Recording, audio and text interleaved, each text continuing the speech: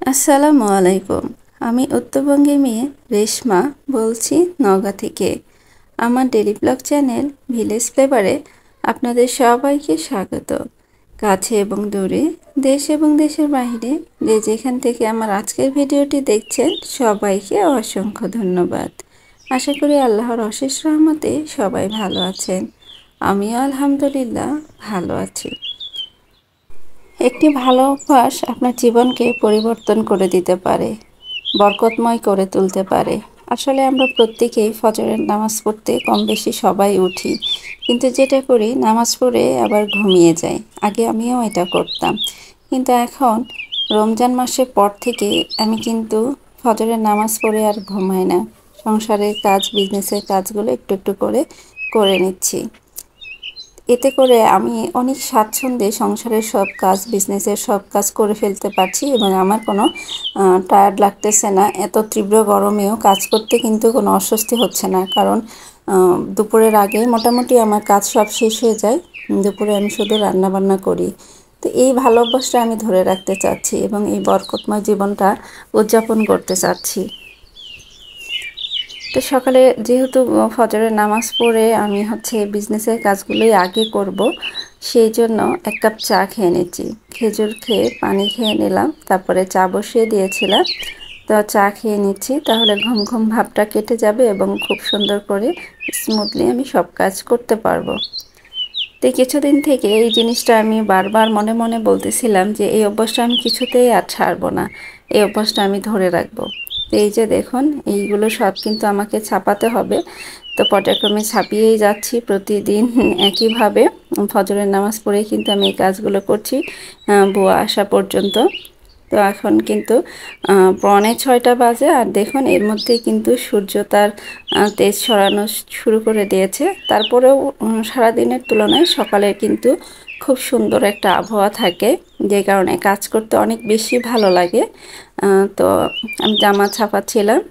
তো বুয়া আসে, বুয়াকে আমি বলি আমার বাসার পেছন সাইড থেকে একটু কচু শাক ওঠানোর জন্য। তো উনি কচু শাক উঠিয়ে নিয়ে আসে। তো কে যেন উঠিয়ে নিয়ে গেছে, তারপরে হয়তো 2 দিন আগে নিয়েছে। খুবই মুজি মুজি পাতাগুলো ছিল, কচি একদম ডগা। তো উনি শুধু ওগুলোই কেটে নিয়ে আসছে। তো দেখলাম খুবই অল্প, তো উনি বললো যে বেশি নেই, এতটুকুই ছিল। তারপরে বুয়া কাজ করে দিয়ে কিন্তু চলে গেছে ঘর মুছে, থালা বাসন ধুয়ে। তা আমি থালা বাসনগুলো যেগুলো যেখানে রাখার সব রেখে দিচ্ছি। তারপরে আমি নাস্তা বানাবো। সকালের নাস্তায় আজকে পরোটা আর ডিম পোচ করব। অন্য কোনো ঝামেলা আসলে করতে ইচ্ছা করছে না। আলু ভাজি বা সেমাই কিছু একটা রান্না করতে চেয়েছিলাম, কিন্তু মনে হচ্ছে যে থাক, এখন আর করব না। তো এই যে বুয়া কিন্তু চলে গিয়েছে। সব কিছু এভাবে এক সাইড করে রেখেছি, কারণ আমি হয়তো সময় পেলে আবার দুপুরের আগে একবার জামা ছাপাতে পারি, সেজন্য আর পরিষ্কার করলাম না। তো যত তাড়াতাড়ি আমি এই কাজগুলো সেরে ফেলতে পারবো জামা ছাপানোর, তত তাড়াতাড়ি কিন্তু আমি ঈদের জন্য কাজ রেডি করতে পারবো। তো এখন কিন্তু মাথায় শুধু এই চিন্তাটাই ঘুরপাক খাচ্ছে যে কখন আমার এই কাজগুলো শেষ হবে। আর দেখুন ডিম পোস্ট করতে যে একদম ছেঁড়াবেড়া অবস্থা। তো আমি সবসময় ছোট আমার যে লোহার কড়াই আছে সেটাতেই ডিম পোস্ট করি, কিন্তু তাড়াহুড়া করতে গিয়ে এই অবস্থা। আর মোবাইলটাও হাতে ধরে রেখেছিলাম, স্ট্যান্ড নিয়ে যেতে আসলে মনে ছিল না, পরে অলসতা করে আর নিয়েও যাইনি।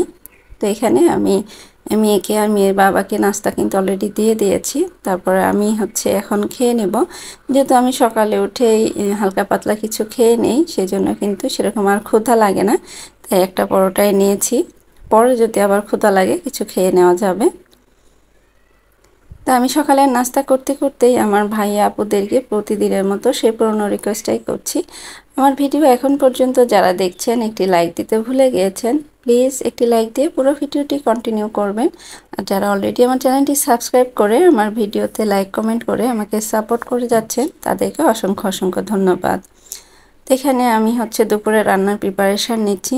চিংড়ি মাছ ভিজিয়ে দিচ্ছি। তো আজকে আমি লাউ দিয়ে চিংড়ি রান্না করব।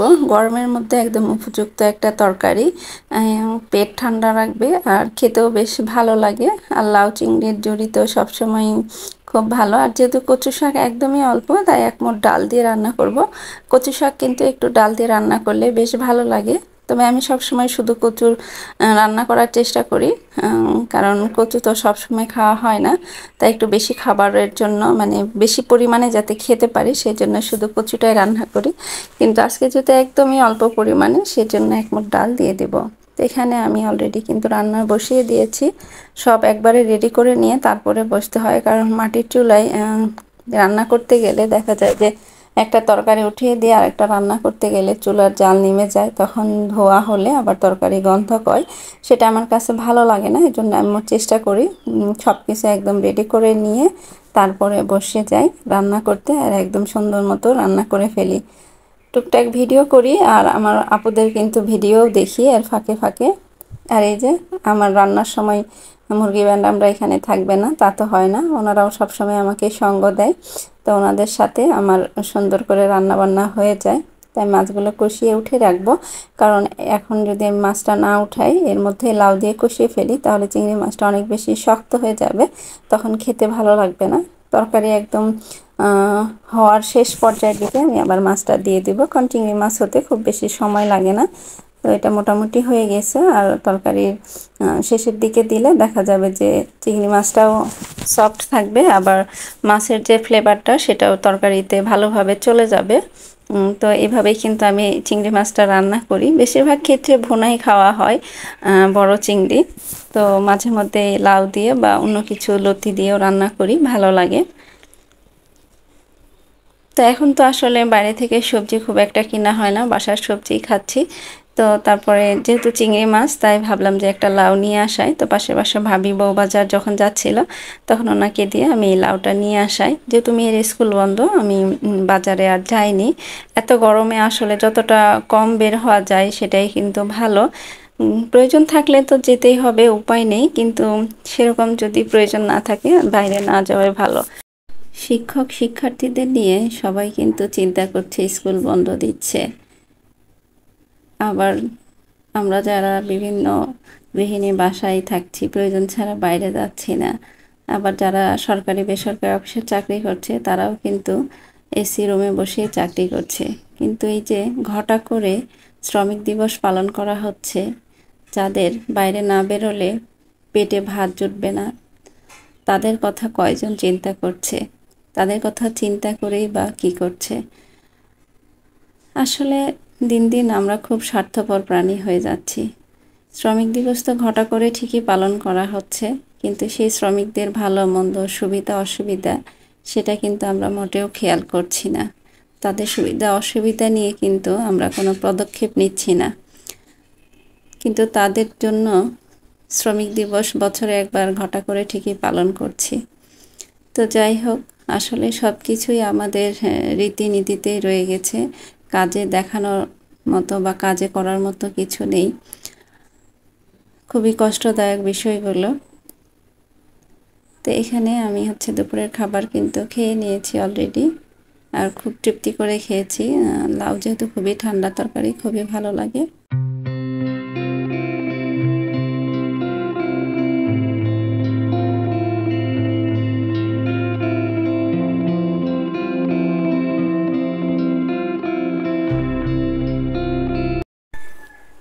ওই যে দেশি মুরগির ডিম এগুলো ফ্রিজে রেখেছিলাম, ওগুলো বের করে গড়লাম আসলে যে মোট কতগুলো ডিম দিয়েছে। তো আলহামদুলিল্লাহ প্রথম মানে বাচ্চাগুলো বড় হওয়ার পরে প্রথম এবার ডিম দিয়েছে।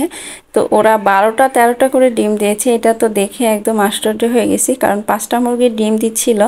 আমার ধারণা ছিল 10টা করে ডিম দিবে, 5 10 50টা, কিন্তু সেখানে আমরা 63টা ডিম পেয়েছি। তো এটা খুবই আশ্চর্যজনক, প্রথমবার হিসেবে তারা এত ডিম দিয়েছে। আসলে মুরগির জাতগুলো খুবই ভালো। তো সেই ডিমগুলো আবার ফ্রিজে রেখে দিচ্ছি, আর ফার্মি মুরগির ডিম এখানে নিয়ে এসে প্রতিদিন রাখা হয়, সেগুলো ফ্রিজে রেখে দিচ্ছি। আর আমি ফ্রিজ কিন্তু একদম ফাঁকাই রাখি, শুধু নিচের ড্রয়ারের সবজি, কারণ দুপুরের পরে রান্না করা খাবার সেগুলো কিন্তু আবার ফ্রিজে ঢুকিয়ে রাখতে হয়, নাহলে কিন্তু রাতে আর খাওয়ার উপযুক্ত থাকে না, নষ্ট হয়ে যায়, টক হয়ে যায়। তো তারপরে এই যে বিকালের দিকে আপনার ভাই আর আমি মিলে মাটি এখানে একটু প্রস্তুত করে নিচ্ছি। এখানে আবার নতুন করে ডাটার বীজ বপন করা হবে, আর পুঁই শাকের বীজ, কারণ পুঁই শাকের গাছগুলো নষ্ট হয়ে গেছে, ডাটার মধ্যে থেকে ওগুলো বাড়তে পারেনি, তারপর দেখা যাচ্ছে যে গোড়া পচে একদম ভেঙে ভেঙে গেছে। তো এইখানে ডাটার বীজই ছিটিয়ে দেব, আর এই পাশে যে এই যে ফাঁকা জায়গা এখানে পুঁইশাক দিব। তো পুঁইশাক হলে এখানে কিন্তু আর ডাঁটা দিব না, মাচা করে পুঁইশাকটা মাচায় উঠিয়ে দিব। আর এখন মেয়ের আবদারে করছি ঠান্ডা ঠান্ডা জিরা পানি। তো ও কয়দিন থেকে বলছে যে আম্মু জিরা পানি করো, জিরা পানি করো। তো আমি এখন করব তখন করব করে কিন্তু করা হচ্ছিল না। তো আজকে বিকালে মাটি ঝুরঝুরা করার পরে আমার ছোট ভাইয়ের বাসায় গিয়েছিলাম, ওর বাসার কাজ চলছে কত দূর দেখার জন্য। তো সেখান থেকে কয়েকটা পুদিনা পাতা গাছ পাতা নিয়ে আসছি। তো আসলে পুদিনা পাতা দেখা যাচ্ছে যে খুব বেশি ব্যবহার করা হচ্ছে, আমার ভাগ্নেও নিয়ে আসে লাগলে, তো ওরাও খাচ্ছে। তো দেখি পাতা একেবারেই নেই, তো আমি 4-5টা পাতা উঠিয়ে নিয়ে আসছি, জাস্ট একটু ফ্লেভার হলেই হবে। তো এখানে আমি জিরা ভাজা হালকা করে টেলে তারপরে হচ্ছে এখানে ফাঁকি করে নিলাম। আর এখানে তেঁতুল পানি গুলিয়ে রেখেছিলাম সেটা দিয়ে দিব। তারপরে জিরা ভাজা, একটু চিনি, বিট লবণ, আর হচ্ছে পুদিনা পাতা, কাঁচামরিচ খুবই অল্প পরিমাণে, যেহেতু মেয়ে খাবে, খুব বেশি ঝাল হলেও খেতে পারবে না, দিয়ে সব মিক্সড করে একদম ছেঁকে নিব। আর এটা এত মজা লেগেছে যেন কলিজাটা একদম ঠান্ডা হয়ে যাচ্ছিল। এটা খাওয়ার পরে একটু আইস দিয়েছিলাম।